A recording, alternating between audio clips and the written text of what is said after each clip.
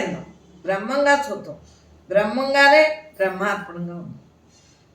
అర్థమైందా? ఉన్నది ఎవరో బ్రహ్మే. బ్రహ్మం తప్ప రెండోది ఆనందో బ్రహ్మ. మన కాగితాలు మనమే రాసుకుని మనమే చెప్పుకున్నాం.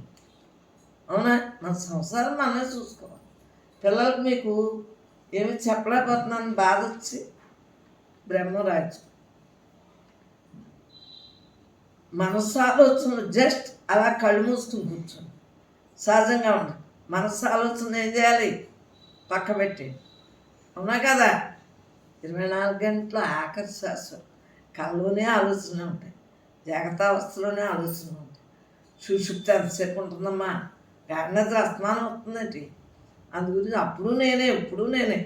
జాగ్రత్త, స్వప్న, సుషుప్తి 3 అవస్థల్లోనే నేను. కారణదేహాన్ని దగ్ధం చేసుకున్నాం. ఉన్నది నేనే, నేను తప్ప రెండోది లేదు. బ్రహ్మార్పణమైన జీవితాన్ని గడపాలి. అమ్మా నీ విధి నీదే, నా విధి నాది. మీరు మాట్లాడినప్పుడు అలాగేనమ్మా అని ఆనందంగా వాళ్ళని కించపరచుకున్నా వారిలో ఉన్న బ్రహ్మాన్ని చూస్తూ వింటూ మాట్లాడుతూ, అంటే మీ బ్రహ్మం మీతో మాట్లాడిన తందలేదు. పాపం ఆలో ఉన్న బ్రహ్మ అలా రేకెత్తించేస్తాం. ఎందుకంటే కర్మను బట్టి అనేక జన్మల్లోని పుణ్యకర్మలు పాపకర్మలు ఉంటాయి. మళ్ళీ వాసన శుద్ధవాసన వాటిని బట్టి ఆ బ్రహ్మేణ ఏం చెప్తుంది?